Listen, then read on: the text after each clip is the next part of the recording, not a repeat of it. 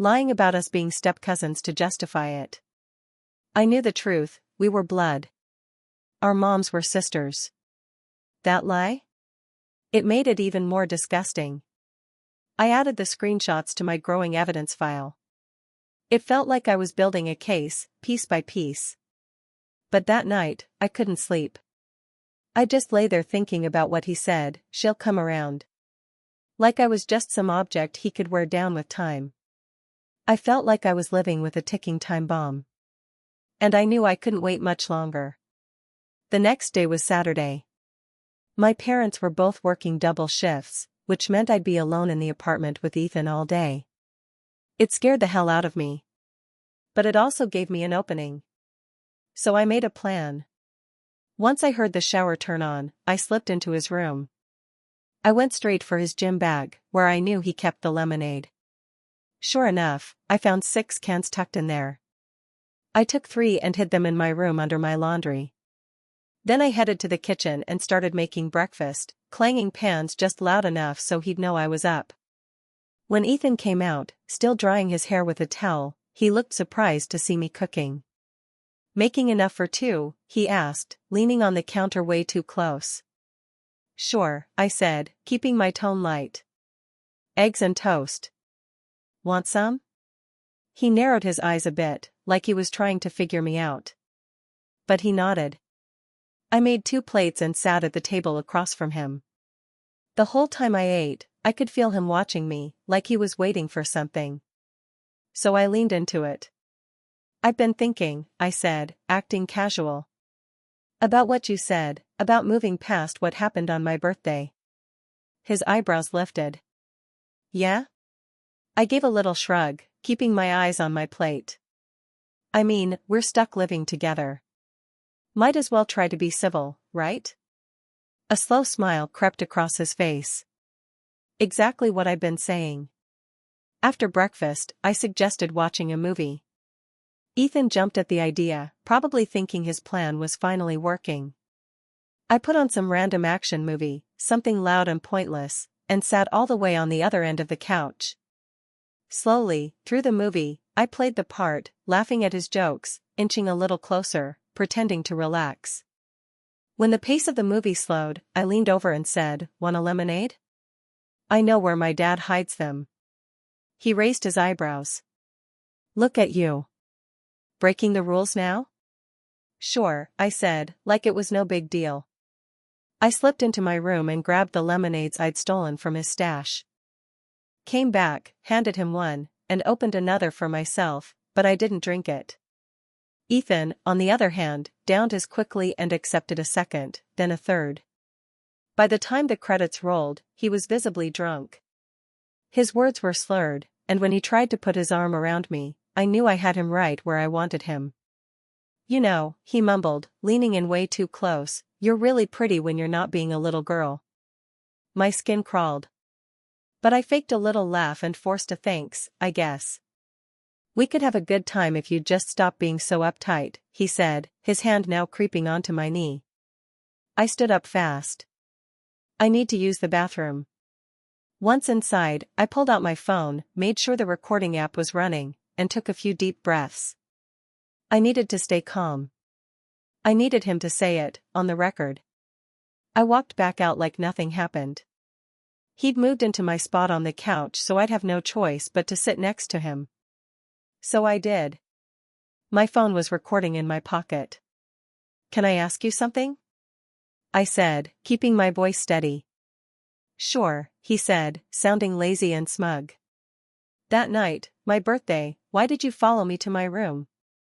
He narrowed his eyes for a second, but the lemonade made him loose. "You looked hot in that dress," he said, shrugging. "Figured you were into me." "Into you? You're my cousin." He rolled his eyes. "That's just technical. We're not really related." "Yes, we are," I said firmly. "Our moms are sisters." "Whatever," he muttered, brushing it off like it didn't matter. Then he leaned in again, his voice thick with booze. "Point is, I know you felt something. That's why you're being nice now, right?" I swallowed hard and forced the words out. I'm only being nice because I'm scared of you, I said, plain and honest. You assaulted me on my birthday, and now I'm stuck here, living in the same house as you. Ethan's expression shifted. The fake charm vanished. I didn't assault you, he snapped. I kissed you. You pinned me to a wall and put your hands all over me without asking. That is assault. He scoffed, waving his hand like I was being dramatic. You're exaggerating. You were into it, right up until you freaked out for no reason. That was it, I couldn't stay on that couch another second. I shot up to my feet. I was terrified, Ethan.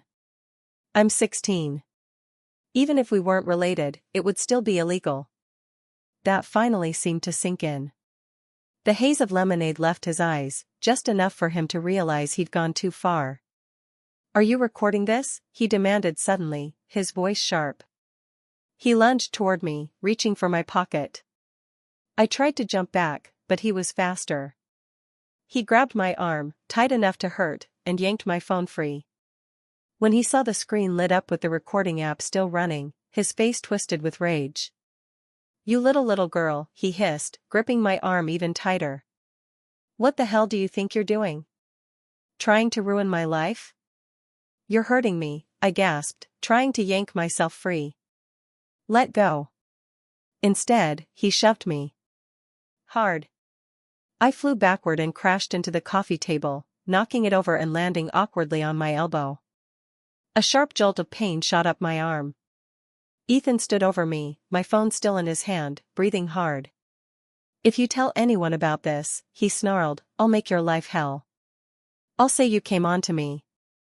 That you're obsessed. Who do you think they'll believe, me, the guy with a job and a future? Or you, the weird loner girl with no friends? I scrambled to my feet, clutching my throbbing elbow. Give me my phone back, I said through gritted teeth. He laughed and held it above his head. What are you gonna do, huh? Then I remembered, I had leverage. I already have what I need, I said, keeping my voice steady even though my heart was pounding. I took screenshots of your texts with Logan. The ones where you admitted everything. Ethan froze. The color drained right out of his face. You're lying. Check your messages with him. I screenshotted them yesterday, while you were passed out on the couch, and sent them to myself. He immediately turned to his phone, scrolling through his texts with wild eyes. While he was distracted, I lunged for my phone.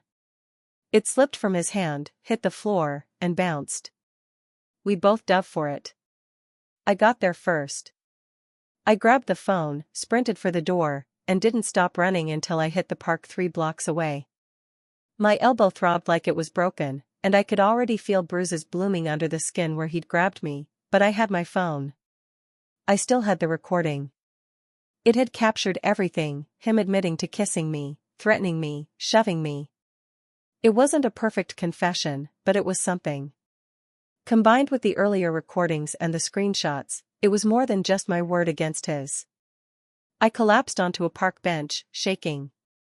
I felt like I'd just run out of a burning house. The adrenaline, the fear, the relief, it all crashed in at once. But reality hit fast. I couldn't go back home. Ethan was still there, and my parents wouldn't be home for hours. And I couldn't sit on a park bench all night. I needed help, someone who would believe me. That's when I remembered Riley. The support group she'd mentioned. I didn't know exactly where it was, but I still had her number from that group project we'd worked on together. With trembling fingers, I called her. She picked up fast. Hey, I said, my voice cracking. That group you mentioned, the support group. Is it meeting today? There was a pause. Then she said, yeah, in about an hour. Why? Are you okay? You sound off. No, I whispered. I'm not okay. I need help. Can you tell me where to go? She gave me the address, some community center about a mile away, and told me she'd meet me there. I thanked her and hung up. My phone battery was down to 20%, but that would have to be enough. I quickly saved the recording and emailed it to myself, just like the others. Then I started walking, each step driven by something I hadn't felt in a long time, purpose. I didn't know what the support group could actually do. Maybe nothing. But I knew I couldn't keep living like this. Something had to change. Either he left, or I did. I wasn't going to keep running scared. I got to the community center early, about 15 minutes before the meeting. My arm was killing me. I could already see angry purple marks forming where Ethan had grabbed me. I sat on a bench outside and tried to pull myself together. I didn't want to walk in there crying in front of a bunch of strangers. Riley showed up a few minutes later, and the second she saw me, her eyes went wide. "Oh my God. What the hell happened to your arm?" she asked, staring. I just shook my head. "It's a long story. Thank you for coming." She didn't push. Just nodded. "The group's chill," she said. "The counselor's cool. No one's gonna force you to talk if you don't want to." We walked inside together. The building was small and run down, lit with flickering fluorescent lights that made everything feel a little sad. About 10 teens were already there, sitting in a circle of metal folding chairs. Most looked normal. But a few had that same hollow look I'd been seeing in my own reflection lately. The woman leading the group was in her 30s, with purple streaks in her hair and kind eyes. She smiled when she saw us. "We've got a new face today," she said gently after we sat down. "Would you like to introduce yourself?" I mumbled my name, eyes on the floor. She didn't push. Just nodded and explained how the group worked: safe space, no pressure, no judgment. People could speak when they were ready. For the first time in what felt like forever, I didn't feel completely alone. A few of the kids in the group started talking, stuff about their parents' divorces, dads who drank too much, moms who yelled a lot. I kind of half listened, but honestly, I was still trying to decide if showing up here had been a huge mistake. Then this girl with short blue hair started sharing. She talked about her stepdad accidentally walking in on her while she was in the bathroom. And it wasn't just once. She said people kept telling her she was making a big deal out of nothing, that she was being paranoid. Her mom didn't believe her either. Something about how she said it hit me like a punch to the chest. Next thing I knew, I was crying. Not just quiet tears, full-on ugly sobs, the kind that make your face scrunch up and your nose run and your whole body shake. Everyone in the room looked at me. Taryn, the counselor, got up and gently handed me a tissue box. "Would you like to share what's going on?" she asked softly. And to my own surprise, I did. I wanted to. I needed to. I was desperate for someone, anyone, to believe me. So I started talking. I told them everything. About Ethan. What happened on my birthday. How he moved in. The threats. The recordings. The texts. Even what happened that morning in the living room. I showed them the bruises on my arm. Played a short clip from one of the recordings, just enough for them to hear him admit to kissing me, hear the tone of his voice. When I finished, the room went completely silent. Then Taryn looked me right in the eye and asked, "Have you told your parents about this?" I swallowed. My mom knows. She told me to get over it. Said these things just happen. That it's part of being a woman. A few people in the circle let out low groans or muttered stuff under their breath. The girl with the blue hair muttered, "That's effed up," and I couldn't help but agree. Taryn's face changed. She got very calm, but also very serious. "What you just described," she said, "is intimate assault, and now, physical assault too. As a mandated reporter, I have to alert the authorities." My stomach dropped to the floor. "No, please," I said quickly. "My parents will kill me." "I understand that you're scared," she said gently. "But you're a minor. And you're not safe in that home. This isn't something you should be handling on your own." My heart was pounding in my chest. But what if no one believes me? What if I end up going back and things get worse? That's exactly why the recordings and the screenshots matter, she said. They're evidence. And the bruises on your arm? That's fresh evidence, too. She asked if I'd be willing to speak with a police officer and a social worker.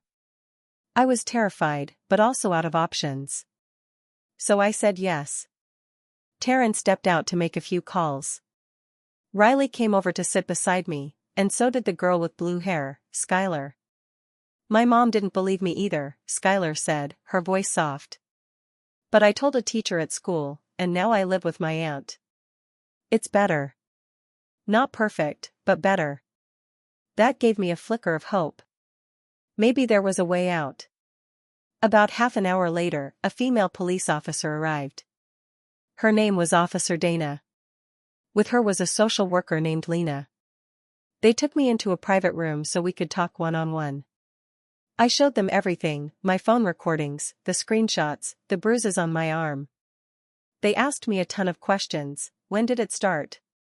Did he touch me again? Did I feel safe going home? That last one hit me hard. I hesitated, then told the truth. No. I'm scared of what he'll do when he finds out I talked. Lena nodded and explained they'd need to do an investigation, which meant they'd be talking to Ethan and my parents. I almost threw up at the thought. But she also said I didn't have to go back home tonight. If I didn't feel safe, they could place me somewhere temporarily. You mean foster care?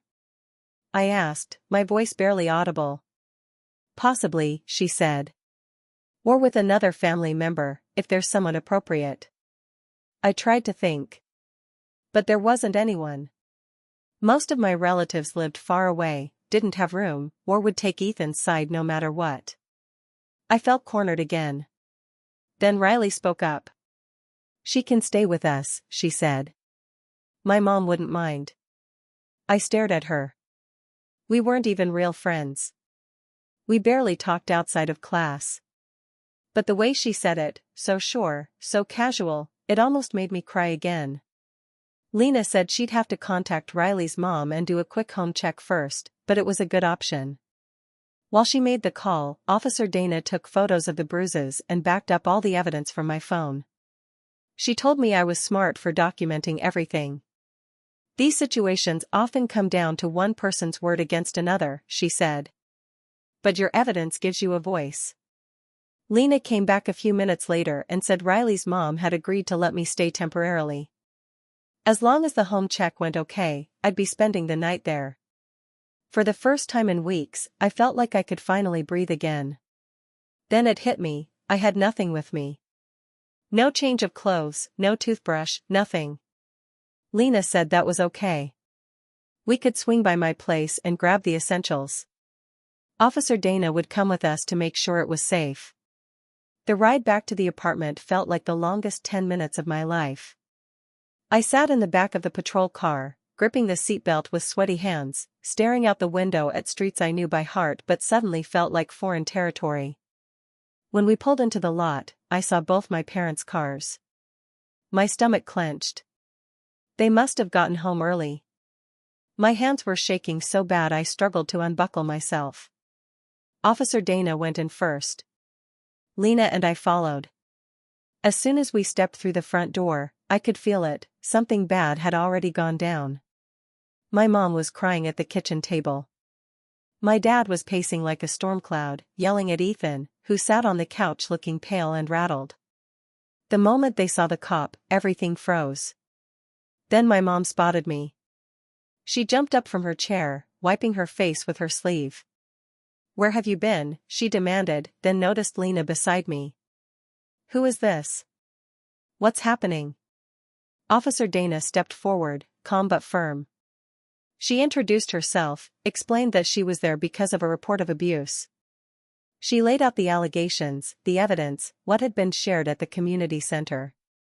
My dad's face went from confusion to disbelief to something closer to horror as it all sank in. Ethan stood up, his eyes darting between me, the officer, and my parents. And just like that, the truth was out, and nothing would ever be the same. "She's lying!" Ethan yelled. "She's been obsessed with me, she's making this stuff up." We have recordings. Officer Dana cut him off like she'd heard this routine 100 times before. And we have photographs of the bruises on her arm from this morning. My mom turned toward me, her eyes wide and glassy. You went to the police, she said, like I'd just committed some betrayal. About family? That's when something inside me finally snapped. Yes. I shouted. Because you wouldn't listen. He assaulted me on my birthday, and you told me to just get over it. He's been harassing me for weeks, and you've done absolutely nothing. My dad looked like he'd been sucker punched. Wait, is this true? He asked, turning to my mom. You knew about this? She started stumbling over her words, trying to make excuses. Saying I was exaggerating. Saying Ethan was family. Saying it had all just been some misunderstanding. And with every word, my dad's face hardened. Then, without yelling, without raising his voice at all, he turned to Ethan and said, "Get out." Ethan blinked like he couldn't believe what he'd just heard. Uncle. Out. Of my house. Now. I'd never seen my dad look like that, calm, steady, and furious. Ethan grabbed his jacket and stormed out, slamming the door behind him. Officer Dana followed, saying she still needed to get his statement. The rest of the evening was a blur. Lena explained the next steps, said I'd be staying somewhere else for the time being while the investigation played out. My dad kept asking why I hadn't told him. My mom just sat there alternating between sobbing and trying to act like this was all some massive misunderstanding that got out of hand. Lena walked with me to my room so I could pack a bag. I started grabbing clothes, my toothbrush, a charger, whatever I could think of. I didn't say much. I was just trying to stay upright. My mom appeared in the doorway while I was folding a shirt. She looked completely lost. I didn't know it was that bad, she said quietly. I thought it was just. I don't know what I thought. I didn't even look at her. You told me to get over it. You said stuff like that just happens to girls. I was wrong, she whispered. I'm so sorry. Part of me wanted to forgive her right then and there. But another part, bigger, louder, was still way too raw for that. So I just kept packing. That night, I stayed at Riley's house. Her mom was kind in the way I hadn't realized I needed. She made up the couch with fresh sheets, handed me a pair of oversized pajamas, and didn't ask a single question. Riley and I stayed up late talking. Not about the case, just about school, music, whatever was on our minds. Regular teenage stuff.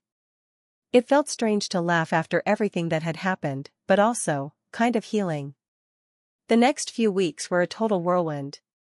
I gave my full statement at the police station. Ethan was officially charged, sexual assault of a minor and battery. Child Protective Services started an investigation into my parents' role in all of it. I began therapy, twice a week. I stayed with Riley's family for almost 2 weeks. By the time I went home, Ethan was gone for good. My dad had made sure of it. Things were different at home. My mom was quiet, nervous, even, like she didn't know how to talk to me anymore. She started coming to therapy with me sometimes. I think she was trying, but there's still this gap between us. My dad, he stepped up. Cut back his hours at work. Started really being there. For the first time, he felt like a parent I could count on. The legal case moved slowly, like most do. I had to tell my story more times than I can count, to officers, prosecutors, victim advocates. It was exhausting, but every time I said it out loud, it got a little easier. The evidence I'd gathered, those recordings, the screenshots, even the photos of my bruises, ended up being crucial. Without them, it really would have come down to just my word versus his. And I don't think that would have been enough. At school, things changed too. The rumors started almost immediately, but not in the way I expected. No one called me names. If anything, the bullying stopped. People looked at me differently, not with pity, but with a kind of quiet respect. Riley introduced me to her group of friends, and they took me in like I'd always belonged. They'd text just to check in or save me a spot at lunch. Skylar from the support group became a close friend too. We had different stories, but the same kind of pain, and that made it easier to talk to her than almost anyone else. About 6 months later, Ethan finally took a plea deal. He didn't want to risk going to trial with the mountain of evidence stacked against him. He got probation and had to register as a sex offender. Part of me was furious he didn't go to jail. But another part was just glad it was over, and that he had to carry that label for the rest of his life. Everyone would know exactly what he was. Things with my parents are still complicated. My dad and I are rebuilding something, slowly but surely. My mom, well, I'm not there yet. She's trying. I see that. But the hurt she caused, the trust she shattered, it's not something I can just forget. Maybe one day. Not yet. The nightmares still happen. I still jump when someone touches me and I don't see it coming. But I'm not that scared, voiceless girl hiding behind a locked bedroom door anymore. I found my voice. And I'm never going to be quiet again.